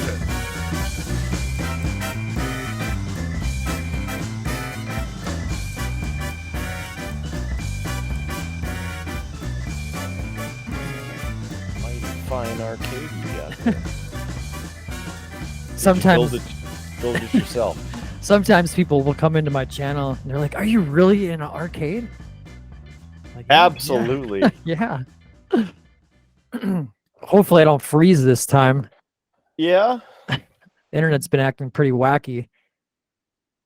You want to reboot the modem while we're in the pregame phase? I did right before I came on here. So fingers crossed. Yeah, we don't want any of that other that shenanigans bullshit that happened last time, because I hope not. It was nothing on you, and we feel, at least I feel bad, because we were on this, and then what do you get? You're a still of you for like 80% of the episode. Yeah. I almost typed salmon. Yeah, I was typing slam, but it just wanted to get away from me, and I slam and salmon.